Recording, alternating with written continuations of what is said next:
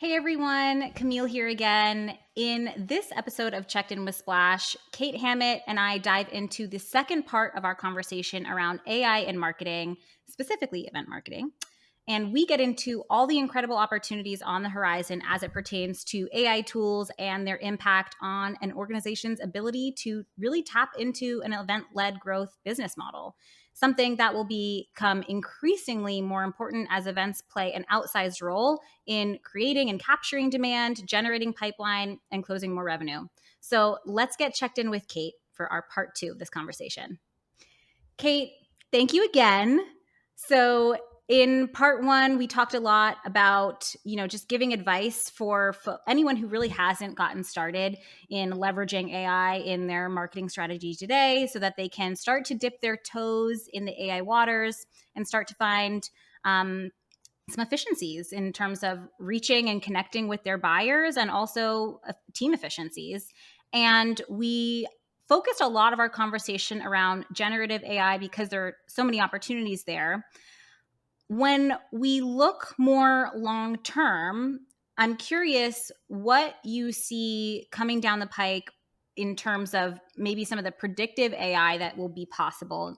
And, maybe said differently, what do you think the future of AI support for event marketers could look like? Um, I'd love to, hear your thoughts here. If you have any like big wish list things in terms of tools or features that you think are going to be just truly game changing for B2B event marketers, and, just dive in from there. Yeah. Well, I think, we covered generative AI, which, I think a lot of marketers have already, started and harnessed. And we've got a ton of generative AI unicorns in marketing companies that have already helped us with our process. And I think that is super exciting. I'm most excited about the predictive AI because I think it really plays into, how we understand the opportunities to grow our organizations, to grow revenue from an events perspective. How do we get more revenue in the room? How do we get more of the right attendees in the room? Yes. What might we know intuitively in our hearts as event people? And how does that play out in the data? Um, Mm-hmm. so, the predictive AI piece is here and is can be utilized in small scale. And then I think there's a lot more to come as far as, how predictive AI can help us in our roles. Yeah. Tell me more about some of those opportunities that you see for predictive AI helping us in our roles in the future. Yeah. So I think, predictive AI can is really helping us with our performance. Mm, Let's take our data and use AI tools to analyze, where we might not have, the outcomes that we expect. yeah. What sort of trends are we seeing? And everybody, in an ideal world, you have, this super smart data analyst, buddied up to you who, can share all these and serve all these details. But the reality is, I don't know who has that situation, at their disposal, but that's where the real power is. So, someone who doesn't have, mastery of the Excel pivot table, can use AI to understand at a basic level, some of the trends that we see. So, we've got a lot that's coming on the splash front, related to generative AI and predictive AI as well. And some of those things that get me really excited is being able to help our customers identify areas where they can, expand, the reach of their event, whether it's on demand or, Mhm. just a moment in time for the time being. How do you get, more from that moment?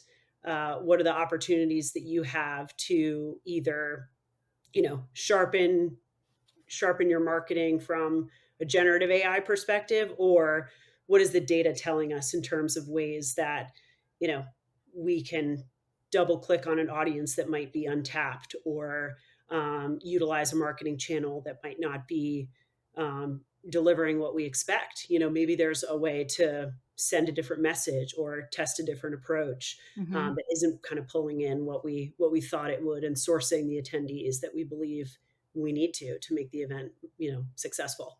Hmm. Yeah, I mean that's got me very excited as well. I think something that I hear from event marketers a lot is, especially, unfortunately, especially a lot of people who are not using Splash yet, is just the challenge around measuring your results Mhm, and, proving ROI from your event programs. Um, Now, what I will say is that when I speak to our Splash users and people in the community who are have some level of sophistication mhm, around ROI measurement, what is still, I think, a puzzle piece that's missing that I'm excited about predictive AI being able to fill the gap for is, okay, you're tracking the data, you're collecting the data, right? You're measuring things, but what are you doing with that data? What what actionable insights are you pulling out to then apply to your strategy, and continue to test and see what's working, what's not working? So I think just a an extra level of understanding. You talked about, like, a lot of marketers don't have that, like, trusty analyst just like at their hip, ready to answer any questions at a moment's notice. Hopefully, if you are an event professional, you have access to some support from marketing ops that can help you. But another theme that I'm hearing here is something, it's a continued theme. I think we've been seeing and hearing B2B marketers not only want to be more self-sufficient, but they need to be more self-sufficient. And so I'm really excited to hear you talk about how you see predictive AI impacting and that self-sufficiency and increasing it, basically. Um, and I'm wondering if there's, so yes, the analysis of the data that you're collecting, I think, is going to be huge for predictive AI. Is there that's kind of, I think, looking at, like you said, performance, right? So something mhm, that you've already done or executed on. Are there opportunities that you see for predictive AI to help the B2B event marketer make decisions, versus kind of like analyzing those decisions that have been made? I'm wondering if you have any, like, future vision hopes, mhm, for, or even just some ideas. And we won't, no one will quote you on this because we're asking you to basically look into your own crystal ball here and tell us what you see is coming.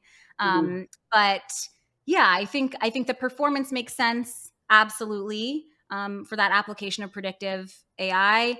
Uh, what and maybe this is implied, but, like, how is predictive AI going to influence our key decision making, and what are we investing in, and things like that. I'm curious if you have thoughts. Yeah, so my crystal ball says, it's gonna be impact in 2 ways. It's gonna be, 1, an incredible impact on the attendee, in terms of, predictive AI in their world. And I think the outcome of that is for the attendee, or, who's ultimately, a buyer, or some, key stakeholder, that they are going to feel a tremendous amount of high touch, from the use of AI, Hmm.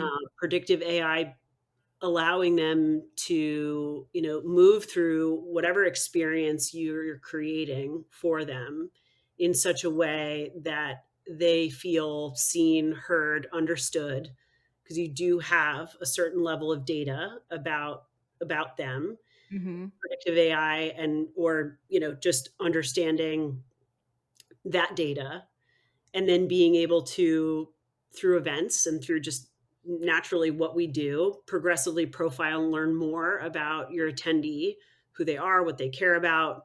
You know, we always see in the data, the more events that someone attends, the big surprise, the better you know them, the more Yep. tailored the experience could be. And ultimately, they come away with a really great understanding of your brand, and your organization and your thought leadership, and you're able to direct them in such a way that they feel like, wow, I had kind of a personal escort through this experience, and that automatically raises their satisfaction level, their level of trust, and their willingness to want to work with you on some level. Hmm. So the buyer experience part is super exciting, because I think there's such a need for us to, have that sort of high touch experience. And we're all tired of, giving our data and not getting much in return. And, time is money. So let's make it matter. So I think that can really come to life with, predictive AI, helping on Hmm. that front.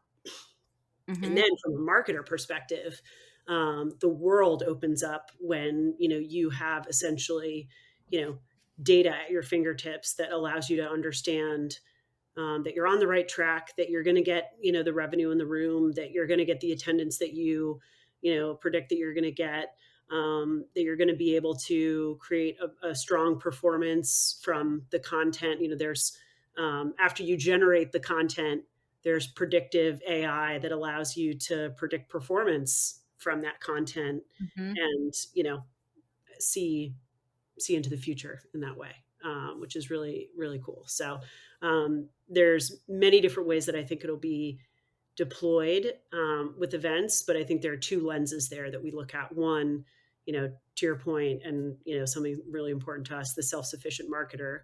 Yeah. It's kind of um, and I feel like all marketers are kind of self-sufficient marketers. You're not good at marketing unless you're self-sufficient, at Right. least from my experience. But it goes with the territory. But there's a business need for that, and I think that's, you need both sides of AI to really balance that person, both from the generative perspective and then the predictive component, to give them a real powerful suite of tools. Hmm.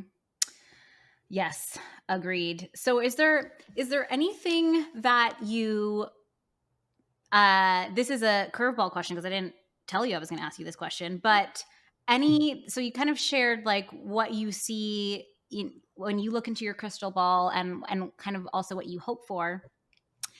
Um we've also talked a lot about, not being fearful.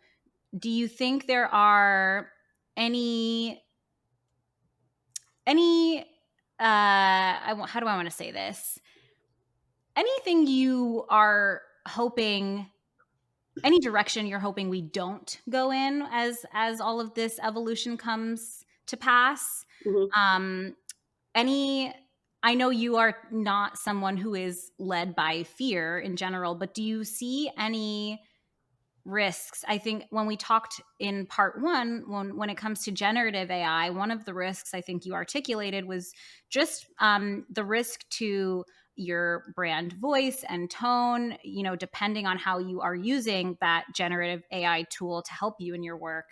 I'm curious, with when it comes to predictive AI, are there any risks that you see or anticipate at all? If not, great, but I'm just curious if you've thought about this yet, Mhm. and anything to that you would want to make sure risk wise other B2B event marketers are on the lookout for as well.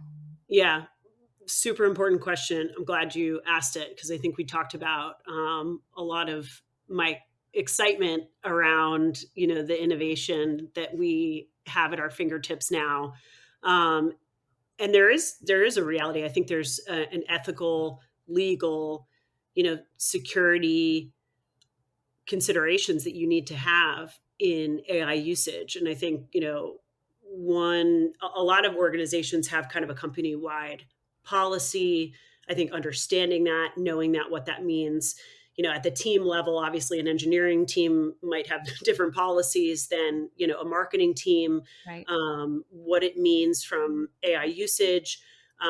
particularly with predictive AI. And if you're using data, you need to understand where that data is going, Hmm. making sure that in your line of work, whether it's customer data, whether it's personal information, there are a lot of ways that you can inadvertently not be in compliance and you know put your organization's information or your customers' information at risk. Hmm. So in part one, we talked about knowing your tool. I would add to this and say, understand, what AI does from an ethical, legal, and security perspective before you use it, so you make sure that you are keeping in compliance and also keeping that data secure and safe.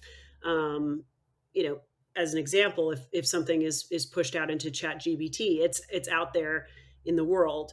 Salesforce is coming out with models that have zero retention, so there's more security involved. So you need to understand what that means for your use case, and making sure that you're being really responsible with the material that you have, and that you also understand the copyright implications of it. So as an example, if you were a part of an agency and you were using AI to generate content, and you did not tell them that you were using AI to generate some of that content, and they and your client assumed it was written by you holistically, and that they would then have be able to copyright that, or that would be their company work. Well, if it's created by AI, if it's a mid journey image, that Hmm. isn't owned by anyone at the moment. So there's copyright laws as well. So there are risks, and those I would say would be from a business perspective risks. I think if Right. you're in political marketing, there are also risks that we are fearful of coming up on an election with generative AI. So that can go a lot of places. I want to make sure we keep it light, because I am very bullish on all of these tools. Right. But with great power comes great responsibility, and I think it's really a moving target around how AI is evolving in these different industries, and also from that ethical, legal, security perspective. Hmm. One great resource, if you're interested in this, and as we recommended in part one, being a student of AI, I think all marketers should be. We get a lot of value from the Marketing AI Institute's weekly podcast, Right. keeping us up to date, and sharing the latest and greatest, and making sure it's super digestible. So that's really worth your time. If you're in marketing, I recommend getting in their content loop, and learning as you go. But it's something that's you know really, really important to understand and keep track of if you're using these tools. I love that you just plugged that resource, because my last question for you was going to be kind of similar to my last question in part one, which is, it seems like when it comes to the generative AI tools that exist today, there's not really a lot of like prep required to just get started. Um, do you see that being similar with, you know, uh, with predictive AI and what's to come there? Or is there any like groundwork that you think a B2B event marketer would need to do in order to leverage or take advantage of predictive AI in their strategy? Yeah, I think predictive AI, to me, I mean, I think AI usage in general requires us to understand the tool and the ethical, legal, and security issues that surround that. So Hmm. that's on us as users and as marketers to make sure that we work that. But as far as predictive AI, I think that the the power of the data that you would be using to really put those tools to work. You need to be partnering with an organization that is taking it understands the security, the compliance. Hmm. It has been able to handle that for enterprises before. I always, no matter what stage that of company that you're in, if it's good enough for enterprise, then your Good enough for you. small, Yeah. medium-sized business will be in good hands. And so, making sure that there's a track record there, making sure that the tools that you're using have been vetted out in that way, especially when you trust them, with your data, with customer data, with the predictive factor. But then Yeah. taking that a step further, in learning about AI, we've all heard about the hallucinations. So, you know, essentially, if the robot doesn't know, it's going to make it up. So, with that lens and using these tools, being cautious about whatever, output that you're getting, make sure that you're using your human brain to challenge that output. There's still learning to do. That's why Mhm. we talk about, making sure that you're training the model, and so there's always training to do, and we're learning a lot about that training. So just making sure that you are aware of that. So even if Mhm. you are using a reputable company and you're using their AI tools, just know that hallucinations happen, and that you need to be aware of that and not always taking everything on blind faith, and understanding that it's an assistant right now. And I I don't see for a long time, being able to just give AI, carte blanche to launch our events, to know our personas. I mean, especially in events, it's really about connecting humans. It always has been. I think that's the power of event led growth, is making sure that you're facilitating those opportunities. So my hope is that finally event marketers have an assistant. Finally they have that partner in data. Finally they have, you know, some design help. Finally they have, their own copywriter to, kick things off. And finally Mhm. they have some help on the logistics front. So imagine the creativity that can come from that after having having partners, even if they're AI partners. Right. They're going to be strong partners and assistants, and allowing for us to evolve our strategy, to spend more time thinking about ways that you can really create an impact and create an experience and create that human connection, and not have Mhm. to worry about the logistics and the menus and you know all of the content needs and all of the checklist boxes that can get out of the way for a little bit, especially for event marketers who've been at this for a long time, and always find that the strategy and those taking events to the next level is like, well, after you do all the necessary work, then you can spend that time. So it's nice that AI is going to be able to reverse that for us, and we're going to be able to put that strategy first and foremost, because we know that if we have clear strategy and we have a clear understanding of those personas, that's where you spend all of your time, and then let AI, generate those first drafts of things, and then generate things on the back end, and then help you, create more engagement and connections during the event. So there's a lot of magic wand waving that I could do around ways that AI can help events, but I think at my core as an event marketer, I'm like, yes, finally, a little bit of help. Yeah. So it's really exciting to be here.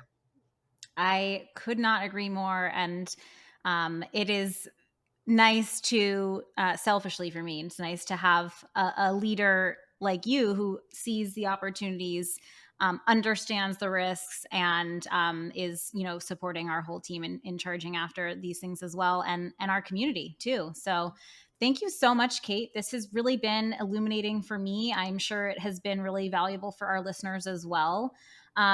Folks, you definitely want to subscribe to this show if you haven't already. We are not done talking about AI in event marketing. I think we will come back to this topic probably again and again.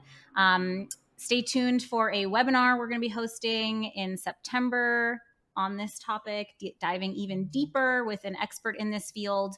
But Kate, I just want to thank you for taking the time today to unpack your thoughts around generative and predictive AI and all of the kind of upcoming changes and shifts that we are likely going to see, some sooner than others, maybe, from all of this, the evolution of AI in marketing. And to our listeners, thank you so much for tuning into this episode. If you missed part one, go back and listen to it, because I think it'll be a really just round out this discussion for you. And if you have any requests for future topics or areas that you'd like to have us dive into even more in depth for future episodes, let us know. You can reach out to me just on LinkedIn if you want. You can find me, Camille Whitestern. You can email us at podcast@splashthat.com. There are lots of ways to get in touch. You can also join our community, and we can continue this conversation virtually as well. We'll make sure that the link to join is in the show notes. And until next time, take care, folks.